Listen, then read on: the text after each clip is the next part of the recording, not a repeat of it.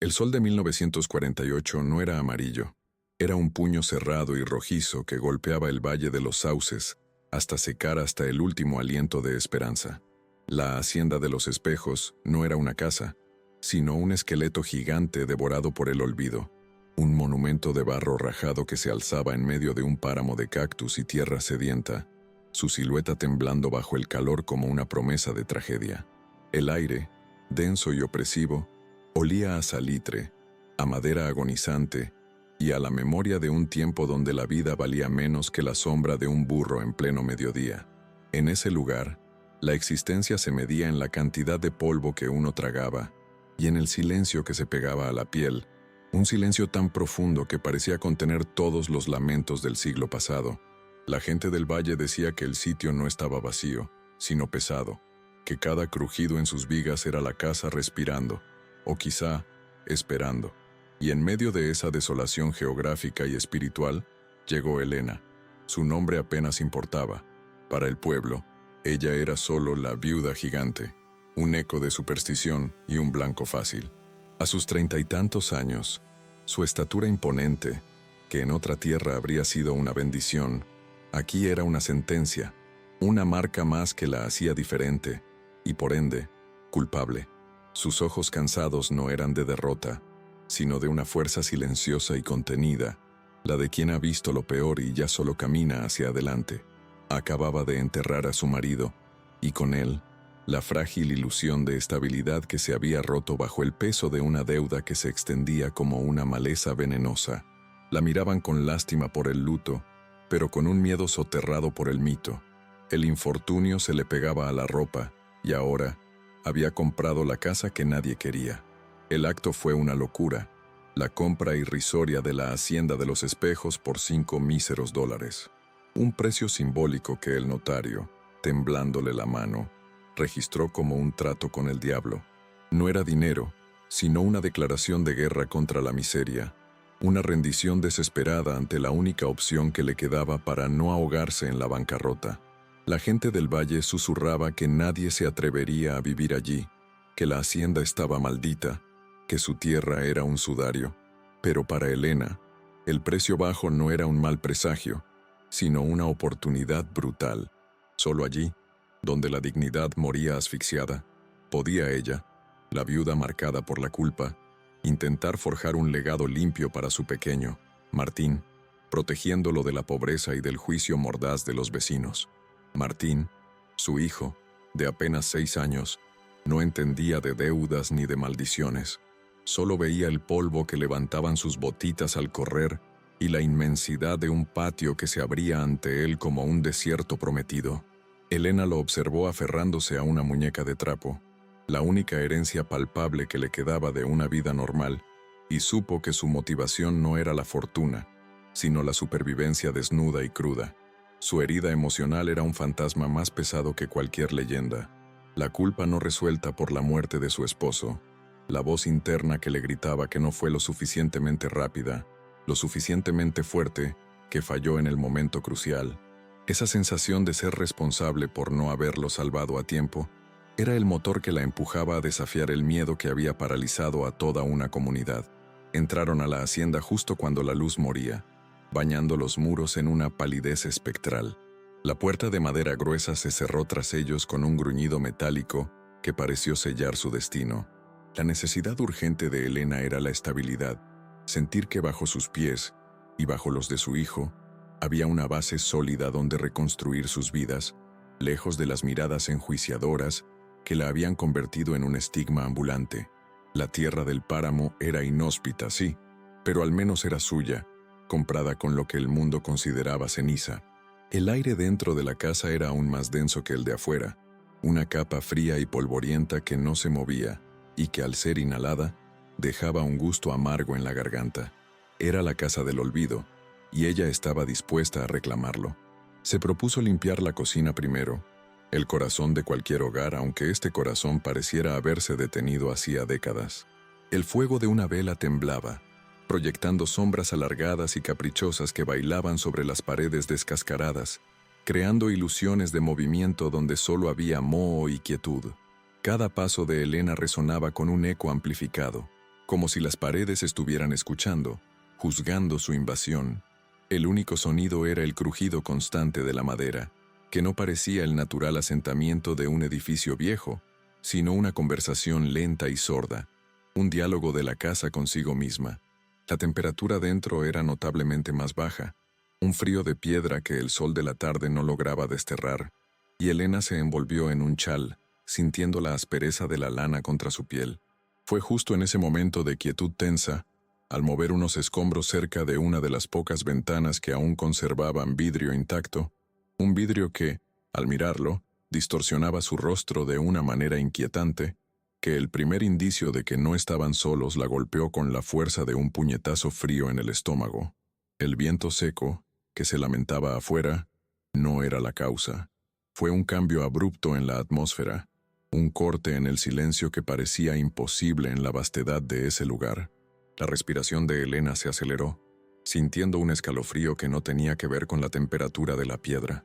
Su mano se detuvo, suspendida sobre un pedazo de tela vieja. El temor no fue una idea, fue una presencia que se instaló en el ambiente. Algo había en el aire que no pertenecía al mundo material, algo que se arrastraba por las rendijas de la vieja hacienda, alimentándose de la soledad. La luz parpadeante de la vela arrojó un brillo fugaz sobre la tierra del piso, donde se distinguía una línea delgada y húmeda que se extendía desde la esquina más oscura de la habitación. Era agua, pero no la humedad normal. Al seguir la línea con la mirada, sus ojos cayeron en el rincón olvidado del patio interior, un área que la escritura de la propiedad mencionaba apenas. El antiguo pozo. Dicen que el pozo de una casa es su ojo ciego. El de la hacienda de los espejos parecía estar llorando, y al acercarse, justo antes de que su corazón le diera un vuelco, escuchó el sonido que lo cambiaría todo, un eco minúsculo y doloroso. Y aquí estamos, en el umbral de una casa maldita. Elena eligió la desesperación sobre la rendición, la casa de los fantasmas antes que el hambre para su hijo. Pero, ¿hasta dónde llegaríamos nosotros? ¿Harías tú lo mismo, enfrentarte a lo ignoto y a una deuda moral que no es tuya, solo por la supervivencia? Coméntanos aquí abajo qué harías en su lugar. Y si estas historias de coraje silencioso y fantasmas del pasado te tocan el alma, suscríbete y déjanos un me gusta para no perderte el desenlace de su lucha. Dinos de qué rincón del mundo nos acompañas. Ahora, volvamos a esa noche, volvamos al pozo. El año era 1948, y el Valle de los Sauces no vivía en el presente, sino anclado en un pasado de tierra y silencio. El tiempo aquí se movía con la lentitud de las sombras largas, marcado no por los relojes, sino por la crueldad del sol y la llegada de la época de sequía, cuando el polvo se levantaba en remolinos amarillos que parecían llevarse consigo el aliento. Las condiciones sociales eran un reflejo de la tierra, duras, áridas y marcadas por una pobreza tan arraigada que se confundía con la herencia. La fe ciega en mitos oscuros y leyendas de ánimas en pena no era una elección, sino una forma de explicar la miseria y el infortunio que la razón no podía consolar, creando una atmósfera de resignación mística, donde el miedo era la moneda de cambio más común.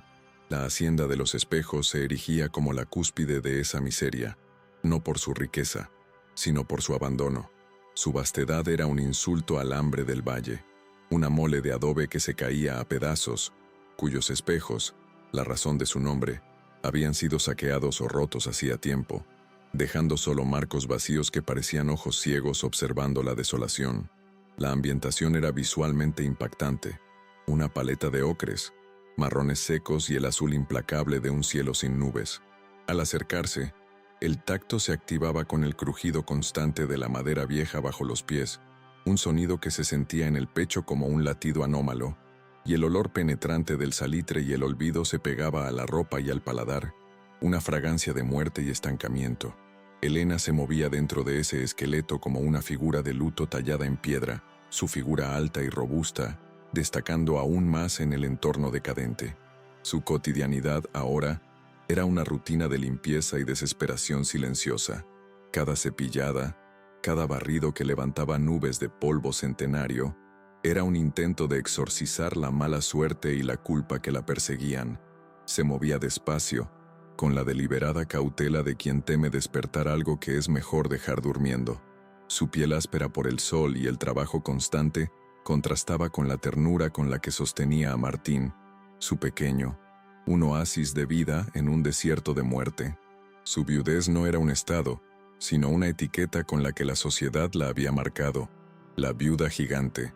Su estatura, que la hacía parecer invulnerable, era, irónicamente, la fuente de su mayor vulnerabilidad ante los prejuicios. La gente, siempre lista para señalar lo diferente, encontraba en su físico imponente la explicación a su reciente desgracia, susurrando que su fuerza había opacado y tal vez secado a su marido. Este estigma social no solo la aislaba, sino que profundizaba su herida emocional, reforzando la culpa que llevaba incrustada como un fragmento de metralla. La ferida de Elena era la muerte no salvada. La imagen de su marido, enfermo y solo en sus últimos momentos, la perseguía en los silencios de la hacienda. Se sentía responsable por no haber tenido la capacidad, los recursos o la perspicacia para salvarlo a tiempo de la enfermedad o de las deudas que lo ahogaban. No era la pena de la pérdida lo que la movía, sino el deber de la reparación, la necesidad de expiar ese fracaso forjando un legado digno para Martín, de demostrar que, a pesar de su tamaño y su luto, podía construir un refugio inquebrantable para su hijo. La hacienda entonces no era un refugio, sino una obligación. La deuda monumental que arrastraba era tan vasta como la propiedad misma, un peso que la obligaba a seguir adelante a pesar del miedo. La compra por $5 era el último cartucho, un acto de fe ciega en el futuro que se percibía como una locura por parte del pueblo. Mientras limpiaba una sala principal que se extendía en una penumbra permanente, Elena se detenía a veces, apretando los puños, sintiendo la madera gruesa bajo sus dedos. Necesitaba estabilidad, una base económica y emocional que la liberara del juicio y le permitiera respirar sin el constante olor a derrota. La primera noche fue un ejercicio de tensión.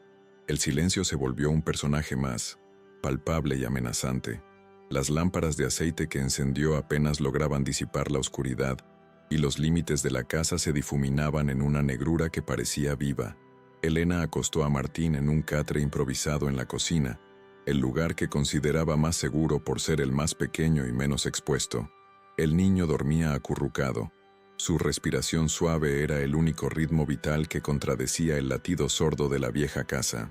Elena se sentó en un taburete cerca, con las manos entrelazadas sobre el regazo, escuchando el viento que ahora se había calmado, dejando solo el crujido lento de las vigas que se enfriaban.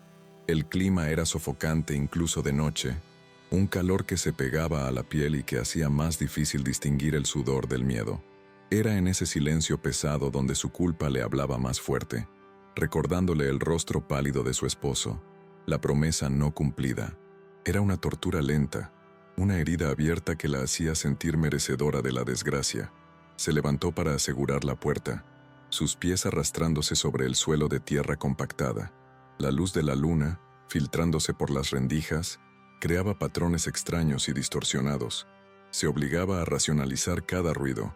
Un ratón, el viento cambiando de dirección, la madera. Pero en el Valle de los Sauces, las explicaciones sencillas morían antes de nacer. El ambiente era de espanto contenido, una energía reprimida que esperaba el momento de manifestarse. Su mirada recayó en el patio interior. Había notado antes una depresión en el suelo, cubierta por matorrales secos y piedras. El pozo.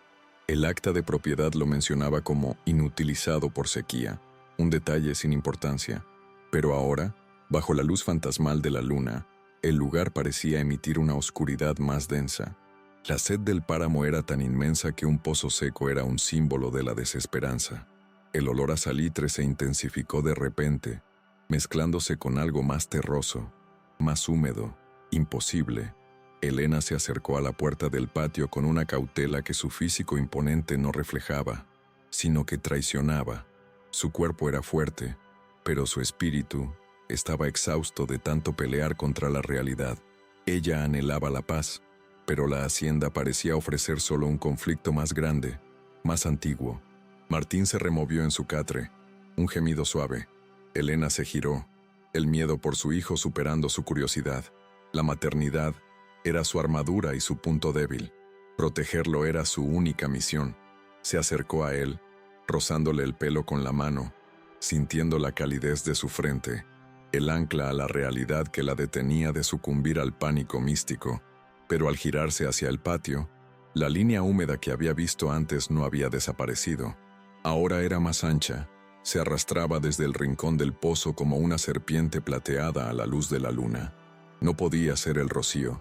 La sequía había matado cualquier esperanza de humedad atmosférica. Era agua subterránea, rezumando, abriéndose camino a través de la tierra muerta. El pozo que todos creían seco estaba llorando. Y no era solo agua. Un sonido débil, como el roce de seda sobre piedra mojada, llegó a sus oídos. Elena se sintió atrapada entre la lógica y la leyenda. La ciencia le decía que era improbable, pero la atmósfera del valle le gritaba la verdad mística. Se acercó al borde del patio, sus ojos fijos en la boca oscura del pozo, un círculo negro en el corazón de la hacienda, sus músculos tensos, su respiración superficial. El silencio previo había sido reemplazado por la promesa de un secreto. La necesidad de estabilidad se enfrentaba ahora a una confrontación ineludible con el mito que intentaba exorcizar. Y fue entonces, desafiando todo el escepticismo que intentó mantener, que el sonido se hizo claro. No era el viento, ni un animal. Era un llanto ahogado, breve, pero inconfundible. El lamento de un niño que no podía ser Martín, pues su hijo dormía a solo metros de distancia. El incidente incitante había llegado, no como un toque, sino como un grito proveniente de las profundidades de la tierra. El llanto era tenue, pero atravesó el denso silencio de la noche como una aguja helada. No era un grito histérico, sino un lamento contenido, ahogado, como si la garganta que lo emitía estuviera bajo el peso de la tierra o el agua. Elena se inmovilizó, sintiendo la sangre helada en sus venas, una parálisis que duró solo un instante antes de que su instinto de madre, el más primario y feroz, la obligara a reaccionar. Se acercó al pozo con pasos firmes pero silenciosos. Su gran estatura y su fuerza física no atenuaban el terror, sino que lo amplificaban, forzándola a confrontar lo que otros habrían evitado.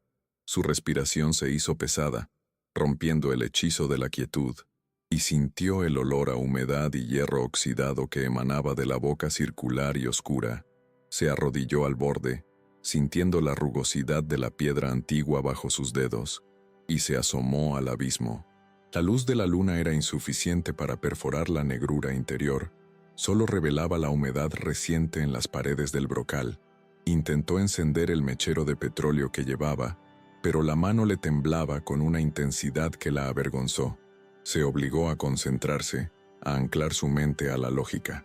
Un animal atrapado, pensó, una ilusión del viento, un eco, pero el llanto, aunque había cesado momentáneamente, dejó en el aire una vibración inconfundible, la certeza de una presencia que no podía explicarse con zoología o meteorología. El miedo místico se encontró de golpe con su dolorosa realidad. La hacienda de los espejos era su única casa. Era su último recurso para proteger a Martín de la miseria y el desprecio del pueblo. No podía simplemente huir. La inevitabilidad de la situación era lo que la hacía tan aterradora. Estaba atrapada, y el precio de su supervivencia era cohabitar con lo inexplicable. Si la casa estaba maldita, ella debía vivir en la maldición o sucumbir a la bancarrota y al exilio. Su decisión de permanecer, de enfrentarse a ese grito, no era valiente, sino obligada por la necesidad más brutal de subsistencia. La decisión era moralmente desafiante porque ese grito, ese lamento, la obligaba a asumir una responsabilidad que iba mucho más allá de su propia familia. Ya no era solo una lucha por un techo, era una confrontación con una injusticia subyacente que la tierra clamaba por resolver. Ella, que ya cargaba con la culpa de un marido no salvado, se veía ahora ante la posibilidad de un alma en pena que necesitaba redención. Si había un niño en ese pozo, ya fuera de carne y hueso o de sombra y espíritu, su conciencia la obligaba a investigarlo, a pesar del riesgo de desenterrar un secreto que podría consumirla. Se levantó y volvió rápidamente a la cocina. Cogió una soga gruesa que había traído para asegurar los enseres y una linterna de mano, sintiendo la aspereza de la cuerda contra sus palmas. Martín seguía durmiendo profundamente, ajeno al drama que se desarrollaba a pocos metros. Elena observó su rostro inocente y el pánico se transformó en una determinación fría y cortante. No podía dejar ese pozo abierto, ese ojo ciego de la hacienda, como una puerta a la amenaza. Necesitaba saber, necesitaba clausurar la fuente del miedo para asegurar el sueño de su hijo. Volvió al patio. Esta vez la linterna, aunque débil, cortó la negrura. Apuntó el haz de luz hacia el fondo del pozo, observando cómo la cuerda se deslizaba sobre la piedra. Alrededor del brocal, la humedad era más evidente, con pequeñas manchas de un verdín oscuro y persistente. El aire que subía del fondo era frío y denso, con un olor a tierra mojada y musgo añejo. Lanzó una pequeña piedra atada a la soga para medir la profundidad. El sonido del impacto contra el agua fue un eco sordo y húmedo, indicando que, contra todo lo que el pueblo creía, el pozo no estaba seco, sino lleno. El llanto regresó, esta vez más cerca, como si la luz lo hubiera provocado. Era intermitente, como un sollozo infantil que no se detiene del todo. Elena se aferró a la linterna. No había reflejo, solo negrura y el sonido. Su imaginación, espoleada por los mitos del valle, pintó la imagen de un niño pequeño, con la ropa empapada, flotando en el agua fría, llamando a su madre. El latido en sus sienes era un tamborileo sordo. Pensó en huir, en tapiar el pozo al amanecer y fingir que el sonido era el aullido de un coyote, pero la verdad se había anclado en su oído. Intentó comunicarse, una voz ronca que apenas reconoció como suya. «Hola, ¿hay alguien ahí?» El silencio que siguió fue más aterrador que el llanto, un silencio inteligente, una pausa que parecía medir su miedo antes de responder. Y la respuesta llegó, no en palabras, sino en un chapoteo suave, como si algo se hubiera movido en el agua oscura, un movimiento lento y deliberado que indicaba peso, no solo burbujas. Elena retrocedió un paso, sus ojos fijos en la negrura. La ferocidad de su miedo se transformó en rabia, una frustración cruda por tener que enfrentarse a lo inmaterial cuando su lucha era tan dolorosamente tangible, tan centrada en hipotecas y deudas. Esta presencia no era parte del trato de los $5. Era un invasor que amenazaba el último refugio de su hijo. La culpa que sentía por el pasado se fusionó con la urgencia del presente. No salvaría al marido, pero demonios, salvaría a Martín de este lugar. La amenaza sobrenatural ya se había manifestado. Lo que empezó como un simple sonido, ahora se sentía como una respiración fría que subía del pozo. Elena se dio cuenta de que no se trataba solo de un fantasma que habitaba la casa. Era una entidad que se manifestaba a través de la herida emocional del lugar. El pozo era un portal, un recordatorio de un dolor antiguo que la tierra no podía digerir, y al comprar la hacienda, ella se había convertido en la guardiana involuntaria de ese dolor. El clímax de esta primera noche no fue el llanto, sino un detalle físico. Al girar la linterna para iluminar mejor las paredes exteriores del pozo, notó una serie de rasguños largos y delgados en la piedra, cerca del borde. No eran recientes, sino viejas cicatrices de uñas o de un objeto afilado intentando aferrarse. Eran marcas de desesperación grabadas en la piedra, huellas de una lucha que había tenido lugar hacía mucho tiempo, pero cuyo eco aún vibraba en la noche. Sintió la certeza, no había un animal, sino un alma atrapada, y la urgencia moral se volvió física. No podía abandonar a esa niña. La ética de la supervivencia se transformó en la ética de la redención. No podía permitirse un nuevo fracaso, no salvar otra vida en peligro. Su imponente figura se inclinó, esta vez no por miedo, sino por empatía, su fuerza física lista para enfrentar lo que fuera necesario, palpable o intangible. La intensidad del momento la dejó agotada, pero decidida. Sabía que no podía enfrentarse a esto sola, sin entender. Necesitaba pistas, necesitaba encontrar la historia detrás del llanto, el origen de la herida de la hacienda. El pozo era un misterio, y ella, Elena, la mujer estigmatizada, Debía convertirse en la detective de un crimen que ocurrió antes de que ella naciera, un crimen oculto por el silencio del valle. Al regresar a la cocina, sus pasos resonaron con una nueva intención. Ya no era la viuda endeudada, sino una guardiana que había recibido su misión. El incidente incitante la había transformado de víctima de las circunstancias a protagonista de una lucha cósmica entre la culpa y la justicia, entre la miseria personal y la redención de la tierra. Pero la amenaza humana no tardaría en sumarse a la sobrenatural. El mismo sol que pronto asomaría por el horizonte para quemar el páramo, traería consigo al cacique del valle, el terrateniente cruel que consideraba la hacienda su legítima propiedad, y a Helena, un obstáculo fácil de aplastar. El pozo era el comienzo de su guerra, y el día siguiente, la llegada de su enemigo de carne y hueso. La consecuencia emocional de este evento inicial fue profunda. El miedo se había solidificado en el estómago de Helena, pero también había encendido una chispa de propósito. Su herida personal, la culpa, ahora tenía un correlato en la herida de la tierra, la injusticia. La única forma de curarse a sí misma era curar el lugar que se había convertido en su refugio forzoso. La noche de la llegada se convirtió en el punto de no retorno. La pausa final fue un suspiro largo. Helena cerró con una tranca pesada la puerta del patio. El pozo se quedó en la oscuridad, esperando, y ella se quedó en la cocina, al lado de su hijo, velando, sabiendo que su vida, por $5 y un grito en la noche, acababa de ser reescrita en clave de leyenda y terror. El amanecer en el Valle de los Sauces no trajo alivio, sino una luz brutal que desenmascaró la miseria de la hacienda y la hizo aún más palpable. Helena, sin haber dormido, salió al patio con una pala y una resolución férrea, su gran cuerpo proyectando una sombra solitaria sobre la tierra agrietada. El pozo ahora parecía inofensivo bajo la luz del día, solo un viejo círculo de piedra, pero el recuerdo del llanto infantil de la noche anterior se adhería a su memoria como un escalofrío en la médula. Decidió que su primer acto no sería de huida, sino de contención.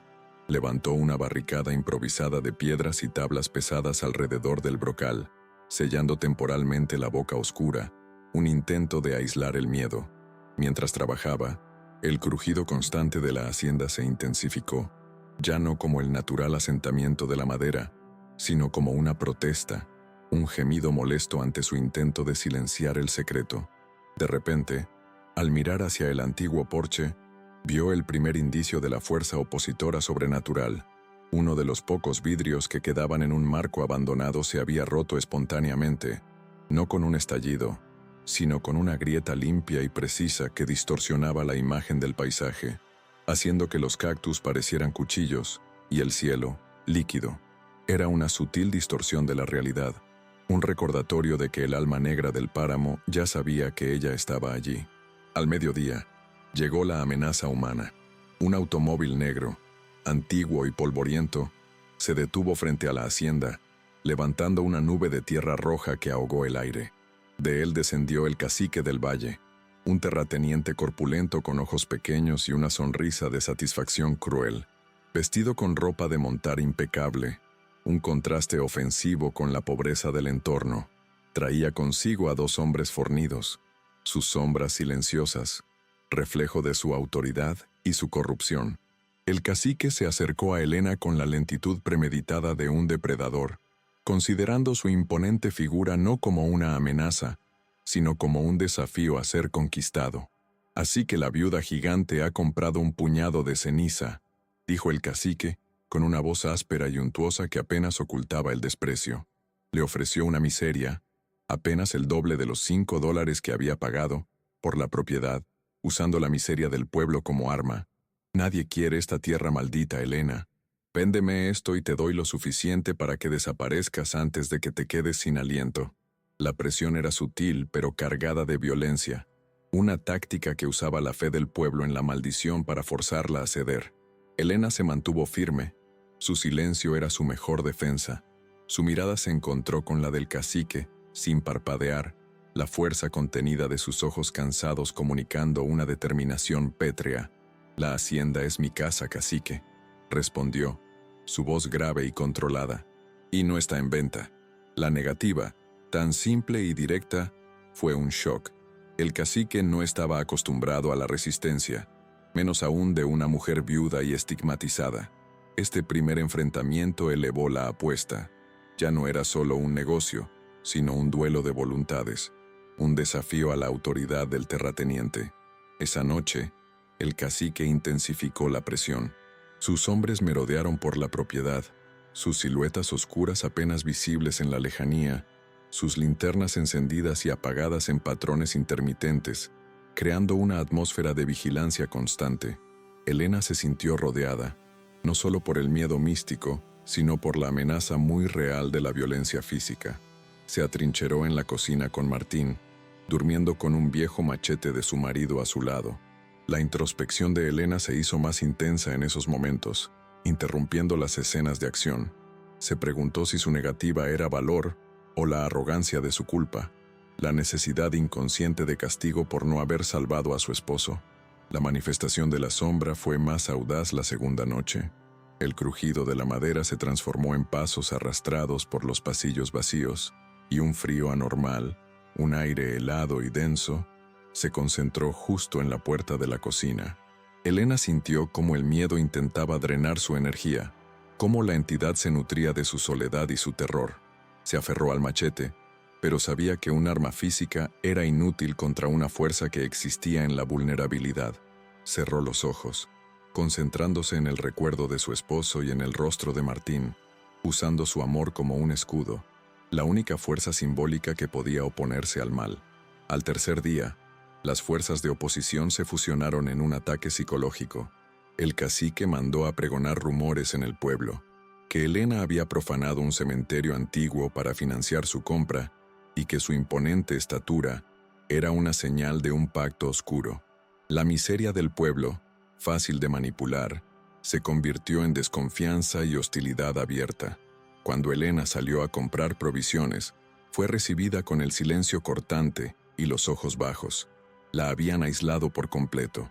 La soledad se hizo absoluta, una vulnerabilidad emocional que la sombra aprovechó inmediatamente. El pozo, a pesar de la barricada, se activó. Esa tarde, al acercarse para verificar, Elena notó que las piedras estaban húmedas y que el llanto, ahora más débil, era intermitente, como si la niña estuviera agotada. Sintió una punzada de piedad que superó su miedo. Su dilema se intensificaba. Si se enfocaba en la amenaza humana, el cacique descuidaba la sobrenatural, la niña y la sombra. Si se enfocaba en la maldición, se exponía a la expulsión. Tenía que encontrar una solución que resolviera ambos conflictos a la vez, y eso solo podía ser la verdad oculta. Elena decidió explorar la casa metódicamente. Necesitaba un objeto, un diario, una pista que conectara el llanto del pozo con el pasado de la hacienda. Buscó en la biblioteca carcomida, en los cuartos vacíos, en los cajones rotos, sintiendo la presencia opresiva de la sombra, que se manifestaba en los reflejos distorsionados que veía en la superficie pulida de la madera vieja y en los destellos rápidos en las esquinas de su visión. Su vulnerabilidad se mostraba en sus gestos. Su mano se detenía a menudo en su nuca, masajeando una tensión crónica, el peso de su culpa y el miedo. En uno de sus momentos de introspección, al encender la chimenea para preparar una sopa simple, se detuvo ante la pared de la cocina, notando que una sección de barro sonaba hueca al golpearla. Era una pared falsa, un signo de un ocultamiento deliberado. Su corazón latió con anticipación. La acción se fusionó con la esperanza. La pala que había usado para la barricada se convirtió en una herramienta de arqueología personal. Empezó a golpear el barro con cautela, sus movimientos grandes y fuertes, pero sus ojos fijos en el punto de impacto, buscando la rendija. Mientras rompía el barro, el cacique llevó a cabo su siguiente movimiento. Una noche, un grupo de hombres arrojó piedras a la hacienda, no para herir, sino para asustar y forzar una venta. El sonido de los impactos contra el adobe fue ensordecedor, un ataque brutal que puso a Martín a llorar, un llanto que se mezcló con el espectral lamento del pozo. Elena abrazó a su hijo con una fuerza animal, sintiendo la impotencia. La lucha interna se intensificó. ¿Debía irse? ¿Era digno ese legado forjado en el terror? Rompió la pared con una furia silenciosa y encontró la cavidad. Dentro, no había oro ni joyas, sino un pequeño cofre de madera oscura, envuelto en un paño de lino amarillento. Al abrirlo, el olor a moho y papel viejo inundó el ambiente, una fragancia de historia detenida. Dentro, encontró el objeto que cambiaría la narrativa, un diario de tapas de cuero, escrito a mano en un código cifrado que le resultó indescifrable al principio, y un pequeño medallón de plata oxidada. La revelación no fue inmediata, sino una promesa encriptada. Pasó las siguientes 48 horas tratando de descifrar la escritura, sus grandes dedos trazando las letras extrañas. Comía poco, dormía menos, obsesionada. El cacique, impaciente, envió una carta formal y amenazante, dándole un ultimátum de 24 horas para abandonar la propiedad o enfrentar un desalojo por la fuerza, alegando impago de impuestos. La urgencia se disparó. La amenaza humana se acercaba mientras la clave del misterio sobrenatural permanecía oculta. Intercaló la acción con la vulnerabilidad. Sintió un momento de profunda desesperación, la cabeza apoyada contra la pared, el diario en sus manos. Si la sombra se alimentaba del miedo, ella estaba alimentando al monstruo, pero al mirar el medallón, notó un grabado diminuto en la parte trasera, un símbolo. Ese símbolo, recordó de una vieja leyenda del valle, no era un cifrado, sino una clave de dialecto, la forma en que los esclavos se comunicaban en el siglo XIX. El pozo, mientras tanto, no cesaba. El llanto era casi constante ahora, más desesperado. La sombra, sabiendo que Elena se acercaba a la verdad, se manifestaba de formas más concretas. Espejos rotos aparecían en el suelo donde no los había antes, y el frío en la cocina era tan intenso que el vapor de su aliento era visible. La casa misma se había convertido en un campo de batalla místico. Elena logró descifrar las primeras líneas del diario. Soy Ana, tengo 9 años. La tierra me duele. La revelación comenzó a tomar forma. El diario era de una niña esclava del siglo XIX, lo que conectaba la hacienda a un pasado de injusticia y no a una maldición fantástica. El pozo no era un portal demoníaco, sino un testigo mudo de un crimen atroz, un lugar de entierro y ocultamiento. La amenaza se transformaba, de un espanto genérico a una petición de justicia muy específica. El último movimiento de la escalada de tensión fue la aparición de la sombra en su forma más clara. Mientras leía las palabras de Ana, el aire se congeló y una figura oscura, alta y delgada como una viga quemada, se manifestó detrás del marco vacío de un espejo roto. No tenía rostro, pero su presencia era la encarnación del miedo, la manifestación del alma negra que se nutría de la culpa. Elena la enfrentó con el diario en la mano, su corazón latiendo violentamente, pero con una certeza. Ya no era una víctima, sino la portadora de una verdad. La sombra no quería que la verdad saliera a la luz. Su poder residía en el miedo y el olvido. Elena entendió que la única forma de liberar a la niña y ahuyentar a la sombra era resolviendo el crimen. La lucha se había vuelto épica. La mujer estigmatizada contra la encarnación del miedo histórico, la única capaz de dar voz a la injusticia que la tierra no había podido enterrar. Y su tiempo se acababa. La verdad de Ana ha sido revelada, pero ahora la sombra está aquí. La viuda gigante se enfrenta a su mayor dilema. El tiempo se agota, el cacique viene por la casa, y el espíritu busca justicia. ¿Cómo se combate a un fantasma y a la miseria al mismo tiempo? ¿Qué sacrificarías tú, tu seguridad o la verdad? Si sientes la misma urgencia y tensión, no olvides suscribirte y compartir esta historia de coraje para que más almas conozcan la lucha de Elena. La batalla final está a punto de comenzar. El diario de tapas de cuero no era simplemente un objeto, sino un testimonio silencioso de una niña esclava llamada Ana, y al descifrar las primeras entradas, Elena sintió que el frío de la hacienda se transformaba en el dolor de una historia no contada. Detrás de la pared falsa en la cocina, el corazón de la casa, se había ocultado la verdad más atroz que el Valle de los Sauces había intentado enterrar bajo el peso del tiempo y la superstición. Elena sostuvo el diario, sintiendo el peso de la injusticia en sus manos, una carga que era más pesada que el miedo a la sombra. La revelación central no era la existencia de un fantasma, sino que la maldición de la hacienda de los espejos no era una fuerza cósmica, sino un acto de injusticia atroz cometido por hombres de carne y hueso, y el pozo no contenía un espíritu genérico, sino un crimen que la tierra clamaba por resolver. Ana, la niña esclava del siglo XIX, narraba en su código cifrado una vida de servidumbre brutal y un secreto familiar guardado por sus captores, quienes la habían usado para un propósito horrible antes de silenciarla. Elena pasó la noche bajo la luz parpadeante de una lámpara, descifrando el código. Las páginas revelaban que Ana había sido la única testigo de un documento secreto relacionado con las tierras del valle, un documento que invalidaba la propiedad de un terrateniente local, bisabuelo del actual cacique. La niña había ocultado esta evidencia crucial, y por ello, había sido castigada y su voz, silenciada para siempre.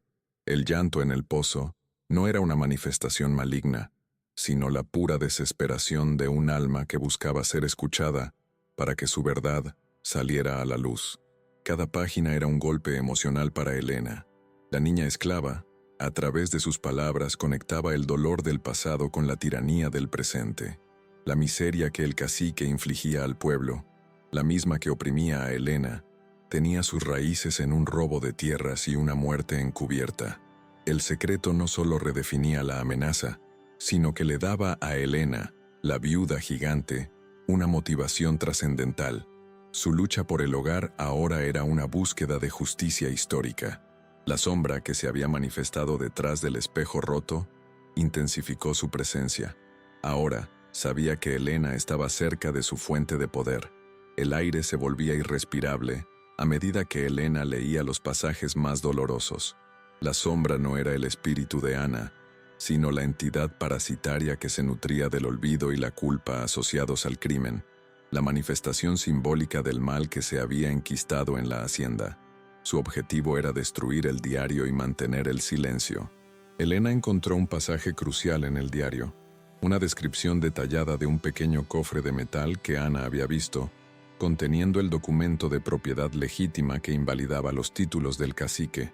Ana lo había escondido en la base del pozo, antes de su muerte, sabiendo que era el único lugar que sus captores no revisarían, ya que el agua, supuestamente, lo hacía inaccesible. Esta revelación trajo un significado profundo. El pozo no era la tumba de Ana, sino su caja fuerte, el lugar donde había guardado la justicia.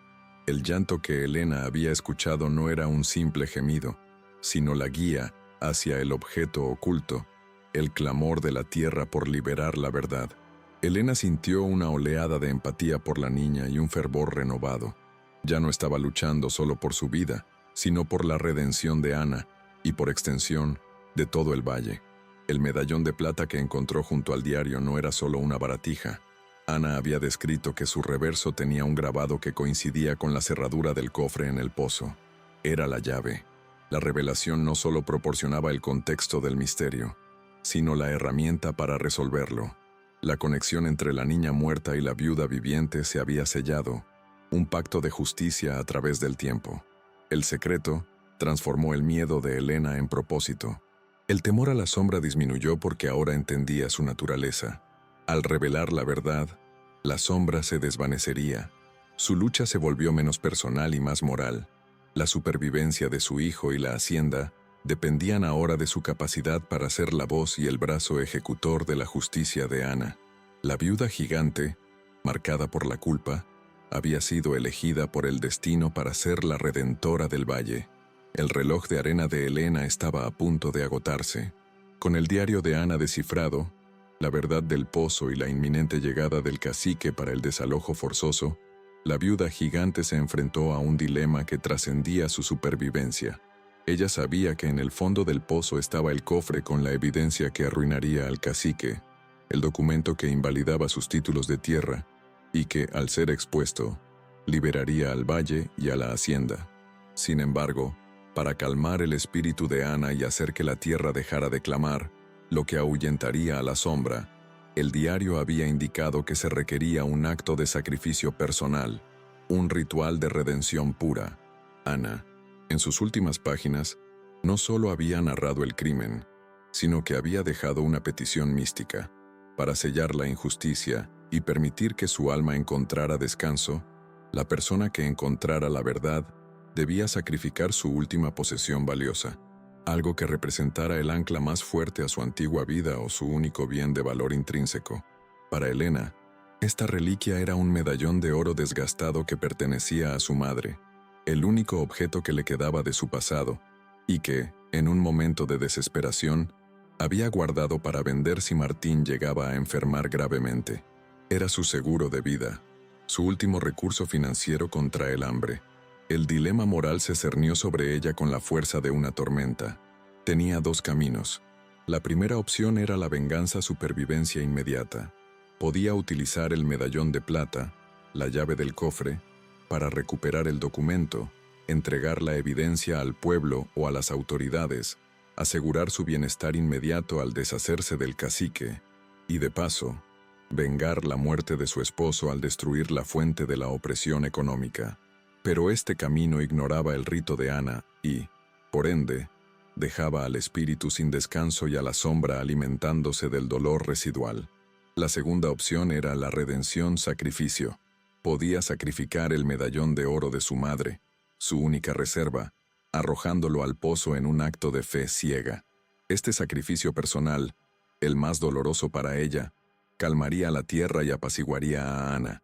Solo entonces, con el espíritu en paz, el alma negra del páramo se debilitaría lo suficiente para que ella pudiera acercarse al pozo, usar la llave de plata para sacar el documento y exponer al cacique, arriesgando su vida a la ira final del terrateniente.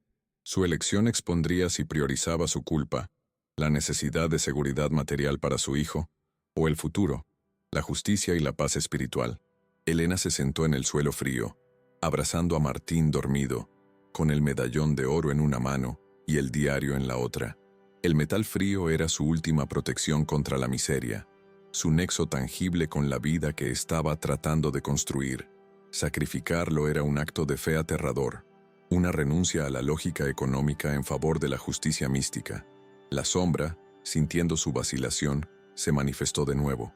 Un susurro helado en la esquina, un recordatorio de que su miedo era su alimento. Su herida emocional, la culpa no resuelta por la muerte de su marido, era el eje del conflicto. Si elegía la supervivencia inmediata y la venganza, estaría actuando desde el egoísmo del fracaso pasado. Si elegía la redención y el sacrificio, estaría demostrando que su fuerza era moral, que podía arriesgarlo todo por hacer el bien a un alma ajena, liberándose finalmente de la carga de no haber salvado a su esposo. La elección irreversible fue tomada al amanecer. El cacique llegaría en menos de una hora. Elena miró a Martín y no vio un niño que necesitaba oro, sino un hijo que necesitaba un hogar libre de maldiciones y cimentado en la verdad. La viuda gigante, marcada por el estigma, no podía construir un legado sobre una mentira o una verdad a medias. La justicia, incluso la de un alma muerta hace un siglo, era el único cimiento sólido. Con los ojos llenos de lágrimas contenidas, se levantó. Su cuerpo imponente se movía con la solemnidad de un rito ancestral. Salió al patio. La barricada del pozo estaba intacta, pero la humedad había roto una de las tablas, y el llanto era un gemido desesperado y cercano. El aire era pesado, cargado de una expectativa mística. Elena sostuvo el medallón de oro. La textura fría y familiar del oro era un ancla al mundo material. Soltarlo era como cortar su último lazo con la seguridad. Pero al recordar las palabras de Ana, «La tierra me duele», Elena entendió. El verdadero costo de la hacienda no eran $5, sino el sacrificio de su propio apego y su propia culpa. Con un grito mudo que solo se oyó en el interior de su alma, Elena lanzó el medallón de oro al pozo. El sonido del impacto del metal contra el agua fue un plop pequeño y sordo, insignificante en su sonido, pero monumental en su significado. La viuda gigante había renunciado a su último recurso por la justicia ajena. La reacción fue inmediata y sobrenatural. El llanto cesó. El aire frío y denso que emanaba del pozo se calentó de repente, y un silencio profundo, un silencio de paz y no de amenaza, envolvió el patio. La sombra, que se había manifestado en un remolino de oscuridad cerca del brocal, se encogió, como si su fuente de energía hubiera sido cortada de raíz, y se desvaneció en el aire. La tierra, finalmente, había sido calmada. El cacique del valle, ajeno al drama místico que se desarrollaba, ya se acercaba por el camino, su automóvil levantando una columna de polvo que se acercaba al horizonte. Elena tenía la paz, la justificación moral y la llave de plata de la niña, pero no tenía tiempo. La sombra se había ido, pero el enemigo humano estaba a segundos de distancia. La acción irreversible había sido tomada, y ahora, Elena se preparaba para el clímax. Su decisión, al priorizar la redención, había liberado la verdad, pero la había expuesto directamente a la ira del terrateniente. El sol ya estaba alto, quemando la hacienda y a la espera. El ruido del motor del automóvil del cacique rompió el silencio de la mañana, un sonido mecánico y brutal que contrastaba con la paz recién instalada del pozo. Elena, con la adrenalina corriendo por sus venas, ya no sintió el miedo del alma negra, sino una determinación fría que le daba una fuerza física inmensa. Sabía que la sombra se había retirado, derrotada por el acto de sacrificio, pero el enemigo de carne y hueso ya estaba en la puerta, listo para reclamar su propiedad. No tenía tiempo para ceremonias. Corrió hacia el pozo y, con una fuerza que solo podía nacer de la desesperación y el propósito, retiró la barricada de piedras. El pozo ahora emitía un aire fresco, limpio, con olor a humedad y minerales, ya no a olvido. Usando la soga que había dejado lista, ató un gancho de hierro y lo lanzó al fondo, guiada por la descripción de Ana. Al concentrarse, sintió una vibración en la soga, un toque de contacto con el objeto que buscaba. Con cada respiración, tiró de la cuerda, utilizando la imponente fuerza de su cuerpo, ese mismo físico que la sociedad había estigmatizado, para ascender la justicia oculta. El cofre de metal, pequeño y cubierto de verdín y barro antiguo, emergió del pozo con un rasgar de piedra mojada. Elena lo abrió con la llave de plata de Ana, la que había encontrado con el diario. Dentro, el pergamino estaba envuelto en una tela encerada que lo había preservado del agua y del tiempo. El documento de propiedad legítima, un título de propiedad que demostraba que las vastas tierras del cacique no le pertenecían a él, sino a los ancestros esclavizados que su familia había asesinado y silenciado. En ese instante, el cacique entró al patio, su sonrisa de superioridad extendida como un cuchillo.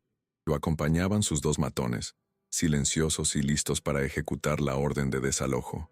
El cacique miró el pozo desbaratado, el barro en el suelo y el rostro tenso de Elena, y sintió un atisbo de rabia. «Se acabó el juego, viuda», espetó, su voz dura. «Fuera de mi propiedad. Te di tu oportunidad. Mis hombres te sacarán a la fuerza si es necesario». Elena se levantó. Su figura de gran estatura se alzó en el centro del patio, proyectando una sombra imponente. En una mano sostenía el pergamino enrollado, en la otra, la pala. El enfrentamiento físico y emocional se desarrollaba en el corazón de la hacienda, donde el acto de justicia había tenido lugar. El cacique se rió, viéndola desarmada frente a sus hombres. «Una pala contra 3», se burló. «Me has hecho perder el tiempo, Elena». El clímax no fue una pelea a muerte, sino una confrontación de verdades. Elena no usó la pala como arma de ataque, sino como un símbolo de su decisión de limpiar la injusticia. Se mantuvo erguida, con la luz del sol golpeando el pergamino en sus manos. Su voz, grave y fuerte, resonó en el patio con una autoridad que nunca había poseído antes. «Esta tierra no es tuya, cacique. Nunca lo ha sido. Y lo sabes». El cacique palideció levemente, pero su arrogancia fue más fuerte. «Estás loca, mujer. Dame esa basura y lárgate». Hizo un gesto a sus hombres. El matón más cercano se acercó a Elena, intentando arrebatarle el pergamino. El contacto físico fue el detonante. Elena reaccionó con la fuerza de su cuerpo que había mantenido reprimida durante años. Usando su imponente tamaño, no golpeó, sino que desestabilizó al hombre con un empuje brutal que lo envió a rodar por el suelo de tierra rajada. Fue un movimiento de defensa, no de ataque, demostrando que su fuerza era la del trabajo y la resistencia. El cacique retrocedió, Su rostro se contorsionó en una máscara de pura ira. Su autoridad era puramente social. Frente a la fuerza física bruta y la determinación, flaqueaba. El segundo matón dudó, asustado por la inesperada violencia. Elena aprovechó el momento y desenrolló el pergamino ante los ojos del cacique. Ella no necesitaba explicaciones largas. La evidencia era su munición. Este documento es de 1840. Tu bisabuelo robó estas tierras y asesinó a la única testigo, una niña esclava llamada Ana, cuyo espíritu te ha atormentado por generaciones. El pozo la protegía. El pozo te juzga. El cacique miró el documento, el pergamino viejo y amarillento, y supo que era la verdad. El pánico borró su arrogancia. Su reacción no fue de negación, sino de furia desenfrenada ante la posibilidad de que todo su poder se derrumbara. Intentó abalanzarse sobre Elena, no para pelear, sino para destruir el documento, para restaurar el silencio. Elena, sin embargo, lo esquivó con una agilidad sorprendente. Su cuerpo imponente se movía con propósito. Corrió hacia el centro del patio, donde la luz era más brillante, y levantó el pergamino por encima de su cabeza. Gritó al viento, no al cacique: «La justicia de Ana ha vuelto. Esta tierra clama su nombre». En ese momento, la consecuencia del sacrificio se manifestó de una forma física. La hacienda, que había crujido y gemido en los días anteriores con la energía de la sombra, se estabilizó. El aire se hizo ligero. Un soplo de viento fresco, un fenómeno extraño en el Valle de los Sauces, barrió el patio, llevando el polvo y el olor a salitre.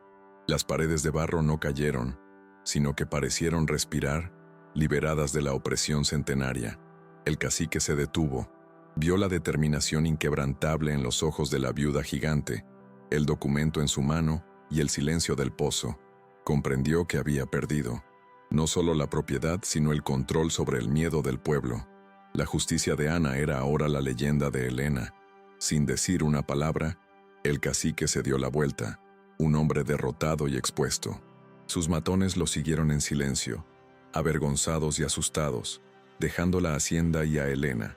El sonido de su automóvil alejándose se desvaneció en el horizonte, llevándose consigo la amenaza humana y social.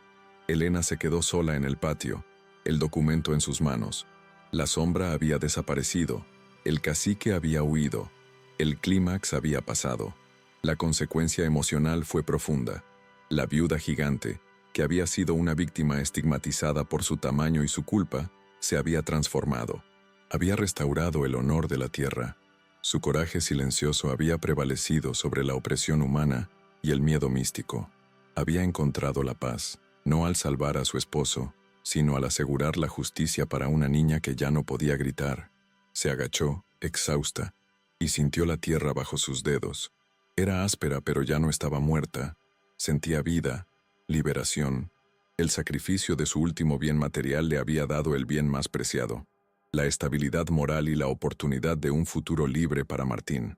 Su gran estatura, antes un estigma, era ahora el símbolo de la fuerza necesaria para defender la verdad. El pergamino se arrugó ligeramente en su mano. Era la prueba, el legado. La hacienda de los espejos ya no era un esqueleto, sino el hogar de una nueva leyenda. El silencio que siguió a la retirada del cacique no era vacío, sino pleno. Era el sonido de la paz, la confirmación de que el acto de justicia y el sacrificio personal habían funcionado. Elena se quedó arrodillada en la tierra, sintiendo la aspereza del suelo bajo sus dedos, ya no como una amenaza, sino como un cimiento. Su respiración se normalizó lentamente, pasando de los jadeos de la confrontación a suspiros profundos de liberación. La viuda gigante había ganado, no con la fuerza de la violencia, sino con el coraje de la verdad.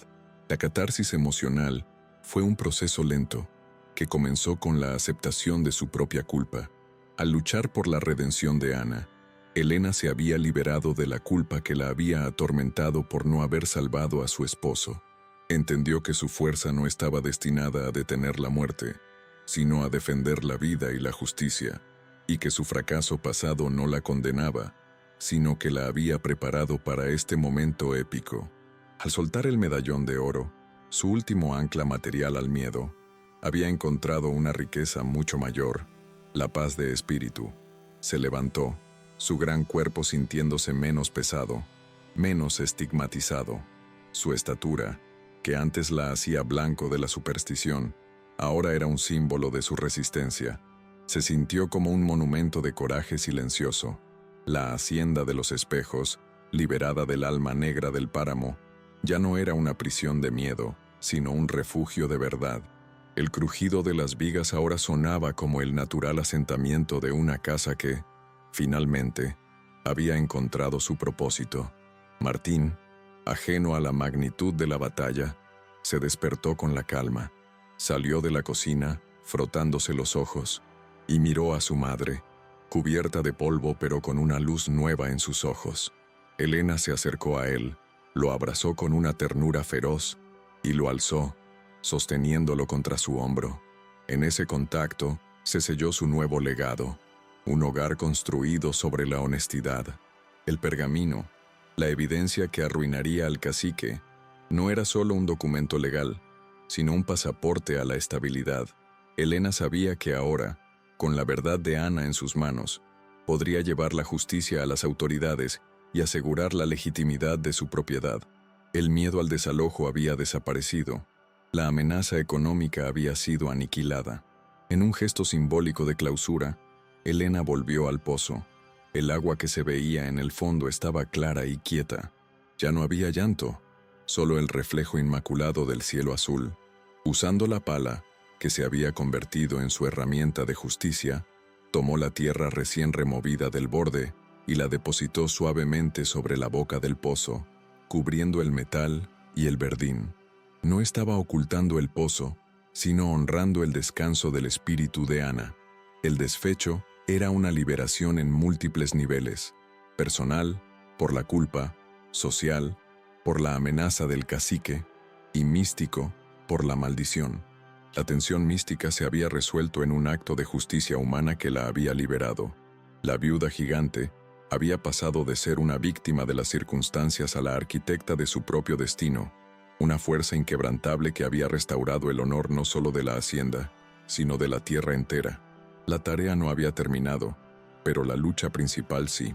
Elena tenía que llevar el documento a las autoridades, enfrentar el proceso legal para despojar al cacique y usar ese legado para forjar el futuro de Martín.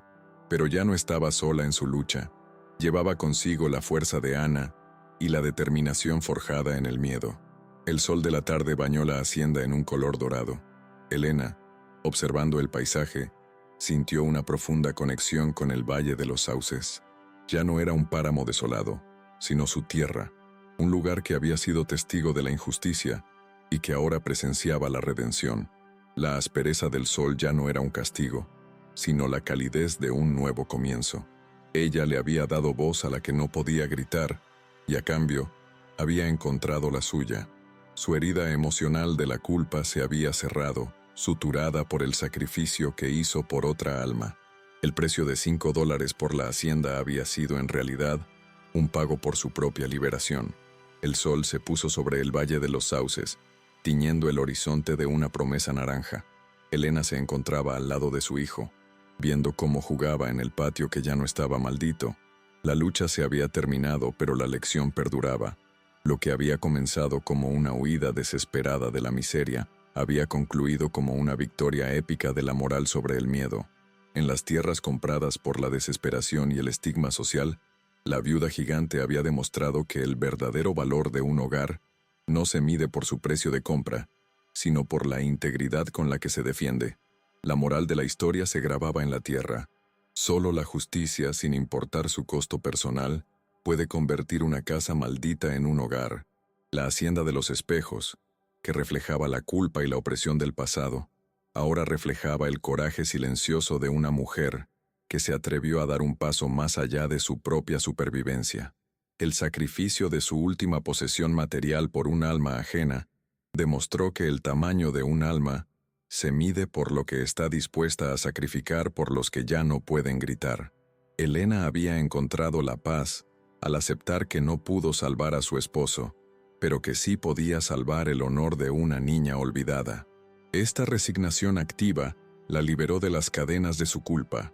El valle, Con su fe ciega en los mitos, había ignorado la verdad por miedo. Elena, con su necesidad urgente de forjar un futuro para Martín, había desenterrado esa verdad, demostrando que la opresión y el fantasma eran dos caras de la misma moneda, la injusticia y el olvido. El legado que Elena forjaría para Martín ya no sería solo un techo, sino una historia de resistencia contra el poder y contra la superstición. Él crecería en una tierra limpia de la sombra ancestral, sabiendo que su hogar se había conquistado no con violencia, sino con el arma más poderosa de todas, la honestidad brutal. La Hacienda de los Espejos se convirtió en un faro en la oscuridad del valle, un recordatorio de que las peores maldiciones no son sobrenaturales, sino las que se tejen con la crueldad humana y el silencio cómplice. El cacique se retiró, no por miedo a un fantasma, sino por miedo a la verdad expuesta. La viuda gigante había redescubierto su propia fuerza. Su estatura antes un juicio se convirtió en su fortaleza. Al final, no fue el oro lo que la salvó, sino su capacidad de empatía hacia un dolor que trascendía un siglo. La historia de Elena es un testimonio del poder de la maternidad como motor épico. Su instinto de proteger a su hijo la empujó a desafiar un misterio místico y a un terrateniente cruel, demostrando que la supervivencia, cuando se eleva al nivel de la justicia, se convierte en redención.